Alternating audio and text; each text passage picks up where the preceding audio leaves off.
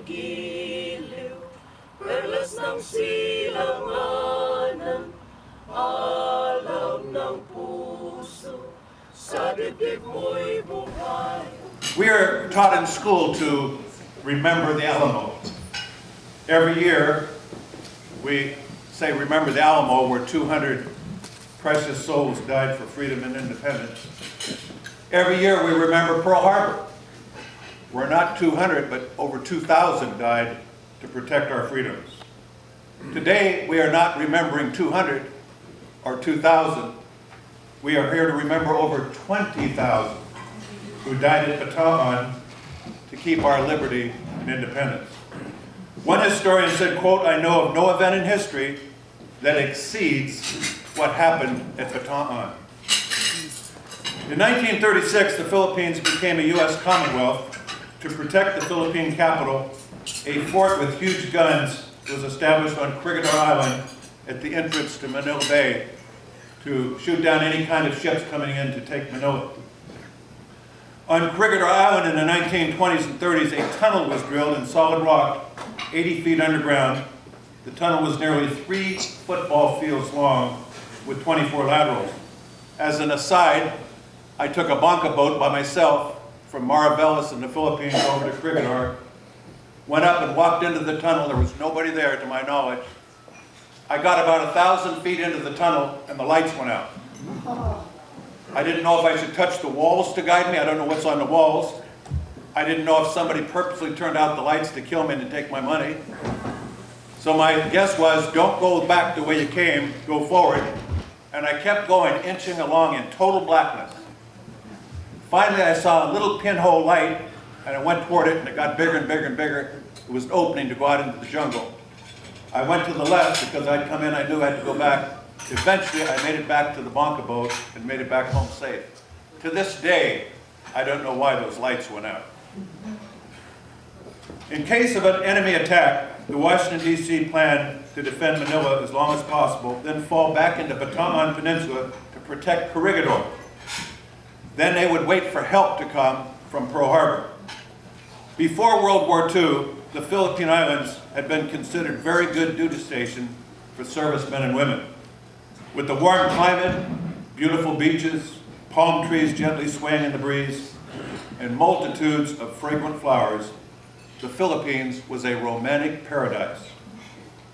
A sweet, lovely Navy nurse named Helen Summers and a handsome young lieutenant named Arnold Benjamin met in this paradise, fell deeply in love, and made plans to marry when they got home back to the States. But on December 7, 1941, Imperial Japanese forces attacked Pearl Harbor. During that raid, 29 Japanese planes were shot down. As an interesting footnote, it was reported that several of the Japanese pilots who had been shot down and captured on December 7th were wearing class rings from the University of Hawaii. On December 8th in the Philippines, which was the 7th at Pearl Harbor because of the international dateline, 81 Japanese planes bombed Camp Clark and Camp Nichols on Luzon Island, turning our 100 U.S. planes into scrap metal. 2 days later, on December 10th, 1941, an army of 51,000 Japanese swarmed across Lingayen Gulf and Limon Bay. Lieutenant General Hama, commander of Japan's 14th Army, had orders to take the Philippines in no less than 50 days. As the Japanese invaders moved toward Manila, the Americans and Filipinos both fought with exceptional bravery and competence. For every one American who fell, there were 5 Japanese killed. To avoid huge civilian casualties, General MacArthur declared Manila an open city, which means I'm going to remove all the military out so there's no need to bomb that place. Unfortunately, tens of thousands were killed because the Japanese went ahead and bombed Manila. On January 6th, the Fil-Am forces crossed the Layak River and blew up the bridge going into Bataan. This blocked the Japanese advance, but it also bottled up 15,000 Americans and 65,000 Filipino troops on Bataan Peninsula. With the U.S. Navy at Pearl Harbor in shambles and the Japanese Navy blockading the Philippines, adequate amounts of food, medicine, and reinforcements could not arrive. Early in the campaign, General MacArthur ordered that his forces be fed only half-day rations because the food stocks at Bataan were insufficient. Such a diet did not provide enough calories for men working, fighting, and moving heavy equipment in a jungle. When the deadline came in mid-January for Hama to have taken the Philippines, the battlers at Bataan and Corregidor were still fighting ferociously. Hama's 14th Army had suffered 7,000 casualties. In the steamy jungle, temperatures averaged close to 100 degrees. Almost all soldiers were suffering from dysentery. Over half the men had malaria, which in even the milder cases requires bed rest and plenty of water, which none of the soldiers received. Rations were further reduced down to 4 ounces of food per day. Military supplies were nearly exhausted. 90% of the soldiers no longer had shoes, rotted in the jungle. The long hoped for support from Hawaii or the mainland never came. It was at this time that Chaplain W.T. Cummings gave his famous quote, "There are no atheists in the foxholes."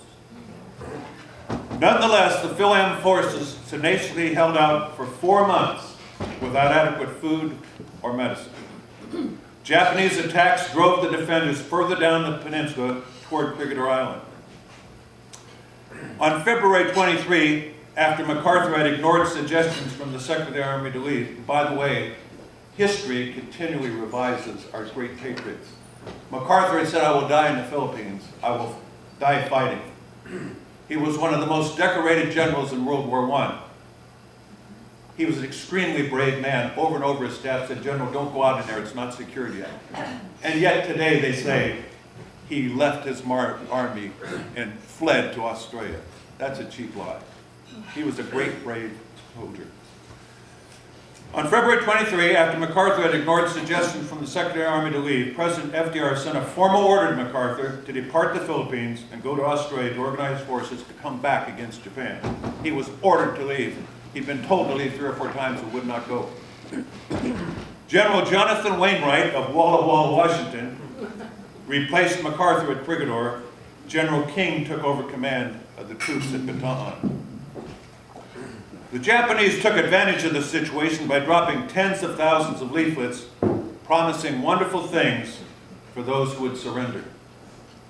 Japanese radio KZRH broadcast this message to our forces at Bataan, quote, "Your resistance is futile, but since most of you are Filipinos, our fight is not with you, it is with the Americans. Surrender and we will treat you like brothers." With rare exceptions, the Fil-Am forces ignored the offer to surrender, continuing to fight side by side. Although Filipinos and Americans were trapped together like rats, they both fought like men. Americans and Filipinos were among the very first Medal of Honor winners during World War II. For instance, Captain Jose Calugas won the Medal of Honor for service as a Filipino scout during World War II at Bataan. Part of his citation read, "January 6, 1942, when a machine gunner was killed, Captain Calugas ran 1,000 yards in open field toward the advancing Japanese to take over the machine guns and stop the enemy advancement." In 1998, at age 90, Captain Calugas died in Tacoma, Washington. Tens of thousands of leaflets were dropped from Japanese planes showing pictures of the wonderful food that soldiers would be given when they surrendered. A young lieutenant named Henry Lee wrote this poem at Bataan, quote, "Though the thrill, the zest, and the hope are gone, there is something within me that says to fight on." By the way, after the last 2 political losses here, I think that this club should take on the quote, "Though the thrill, the zest, and the hope are gone, there is something within me that says fight on." Lieutenant Lee's quote is worth remembering. By March 1942, the Japanese had rapidly and completely overrun Hong Kong, Singapore, Guam, Wake Island, and several other targets in the Western Pacific, but they hadn't been able to get the Philippines. Submarines had evacuated Filipino government officials, civilian dependents, and some nurses. But 99 nurses declined to leave. They were begged to leave, but they would not go. They chose to remain and help the wounded. These nurses were called the Angels of Bataan. They stayed at great risk and endured overwhelming hardships. On March 29th, Palm Sunday, low-flying Japanese planes dropped bombs on 2 hospitals clearly marked with huge red crosses. 140 doctors, nurses, and patients were killed, and the hospitals were left unusable. On April 3rd, 50,000 fresh, new, well-supplied Japanese troops with 90 tanks and massive armament arrived at Luzon. The Japanese mounted a ferocious ground, simultaneous air attack. The bombardment was deafening. Those who were there said nothing in World War I came close to the sound of all these bombs and mortars, rockets coming at us. One reporter wrote that he saw scared monkeys leaving the trees and going into foxholes. The Americans shot down over 200 Japanese planes in 1 week, but the planes just kept coming. Despite the awesome, deafening bombardment, somehow the Americans kept fighting. The enemy had no cakewalk. They paid for every inch of ground. After the war, Japanese soldiers who had also fought at Singapore and Malaysia said that by far the fiercest opposition they ever faced was at Bataan. Chaplain Preston Taylor wanted to talk to Nurse Helen Summers. He said, "I've just come from the Battle of Mount Samat, where I met this young lieutenant named Benjamin." Helen lit up and said, "Yes, that's Benjamin Arnold. We'll be getting married soon when we go back to the States."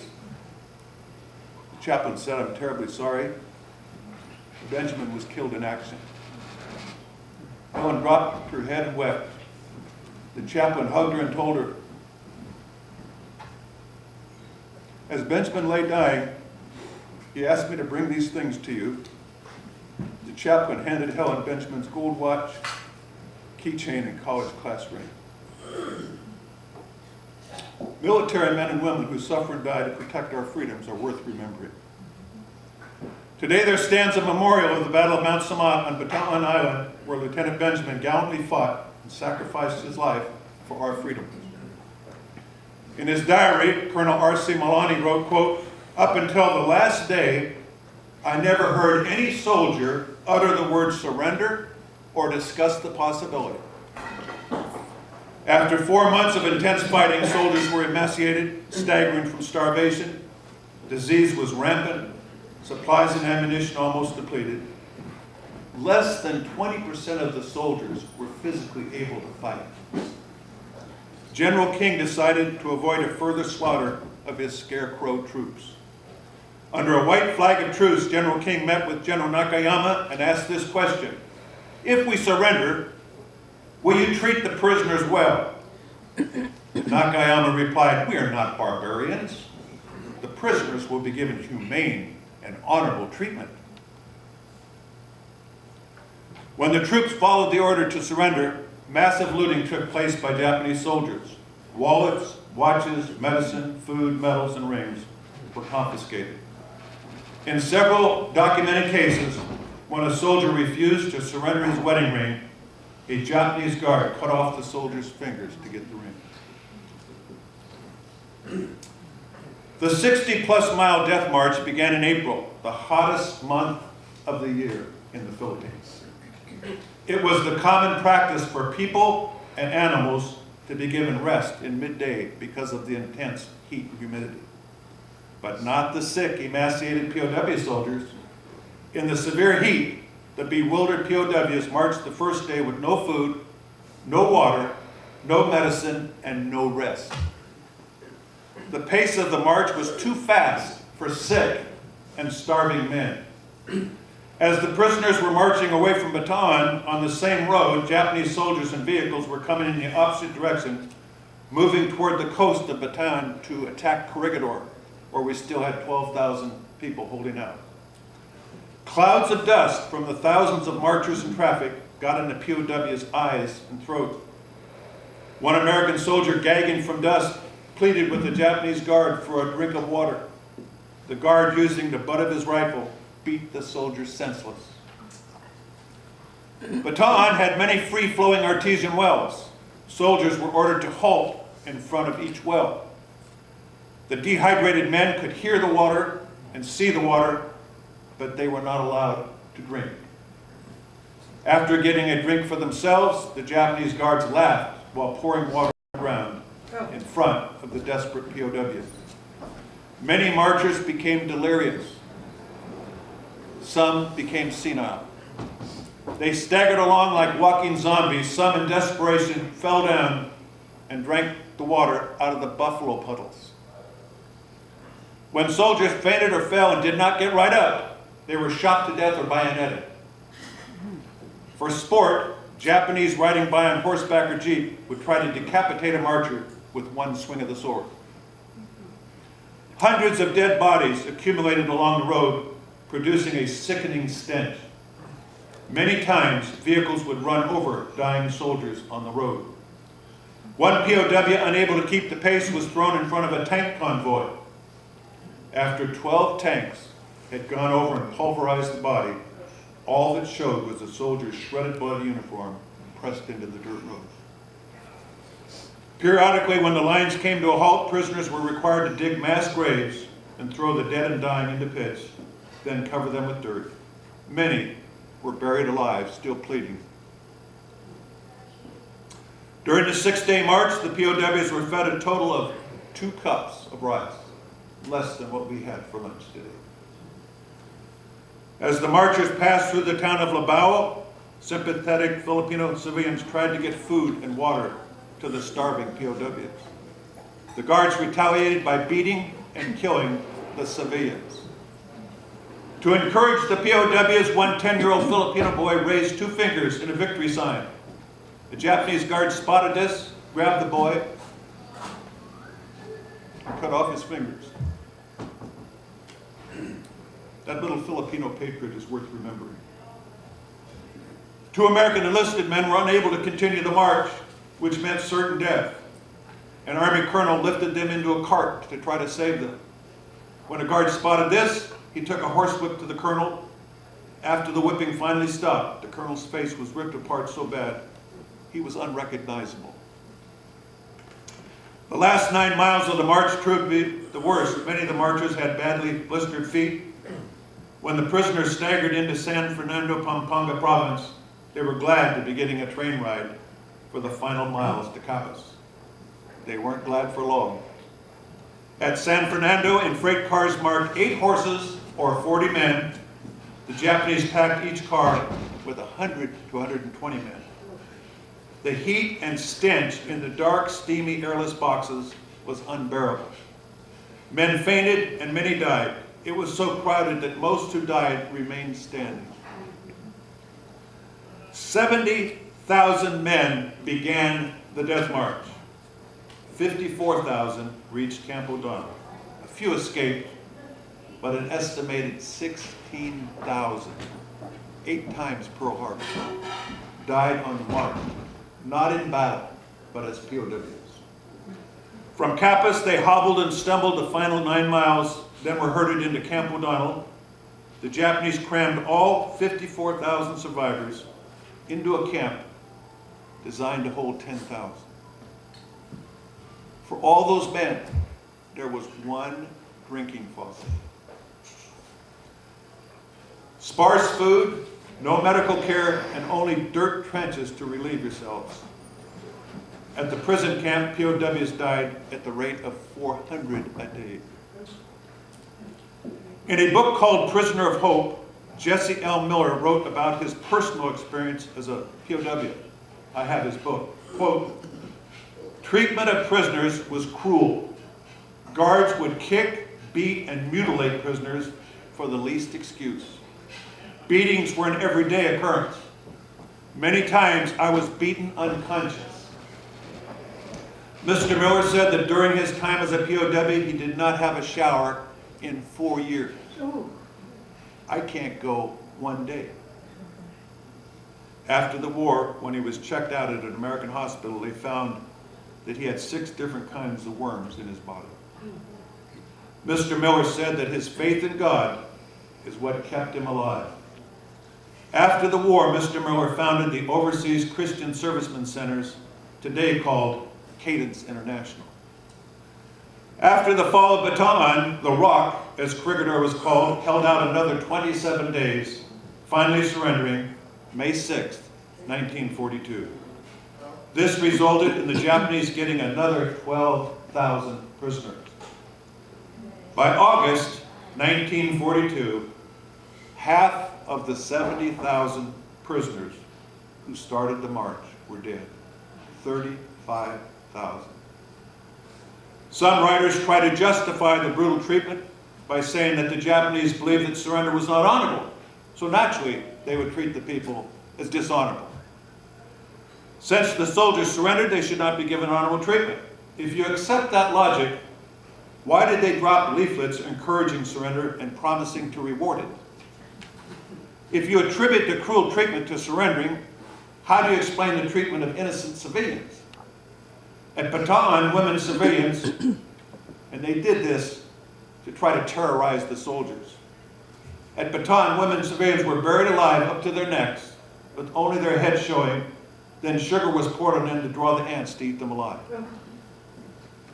Women, including many U.S. and Filipino nurses, experienced unmentionable molestation that should shame any peoples, particularly a people who claim to be the superior race of the world. If honor was so important, what honor was there in bombing Manila, killing thousands of non-combatant civilian women, children, and the elderly? After MacArthur had formally declared Manila an open city and removed all the military to protect those people.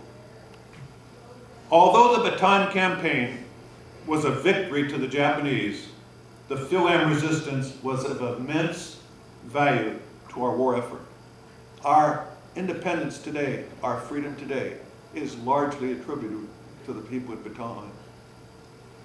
The phenomenal effort by our armed forces at Bataan saved Australia, New Zealand, and India by allowing time to arm and reinforce those places so that when the Japanese finally did get there, we'd be able to defend them. Japanese forces that were needed in Borneo, Java, New Guinea, and the Solomon Islands had to be diverted to the Philippines because of the tremendous battle going on there. A Japanese newsman said to a captive named Captain Melnick, quote, "Your resistance surprised us. Why did you fight when there was no hope? Tokyo dares not to admit how much your resistance ruined our war plans." Yeah, they lost, but they kept fighting, and we should be grateful. When you lose political campaigns, you know what you do? You just keep fighting. In 1944, as U.S. forces advanced to liberate the Philippines, the Japanese evacuated many American prisoners to Japan and Manchuria to be used as slave laborers. Thousands of men were crammed into the dark holds of cargo ships so tightly they could not sit or lay down. Food and water were scarce, sanitary facilities were non-existent, and the heat and stench in the closed holds of ships was unbearable. Men suffocated to death standing up. The Japanese ships were unmarked to show Red Cross or POW, so they were targets for the American ships, thinking we're hitting Japanese ships. Many prisoners of war were in ships that were sunk by the Americans, not knowing those POWs were aboard. The Arisan Maru, a freighter, left Manila October 1944 with 1,802 American prisoners on their way to slave labor camps. The ship took 3 direct torpedo hits from U.S. submarine Shark, 225 miles east of Hong Kong. The Japanese abandoned ship and clubbed Americans who tried to climb into the life rafts. Of the 1,802 American POWs, 9 survived. They made it to China. This was the largest naval disaster in U.S. history. Those POWs who survived called the Japanese transports hell ships. The death rate on the hell ships was worse than on the Death March or at Camp O'Donnell. Those who survived the hell ships were put to work in factories in Japan. Over 29,000 American soldiers labored in 28 camps as slave laborers. A total of 10,360, or 35% of all slaves, died. As a comparison, in the German camps, 1% died. 35% died in the Japanese.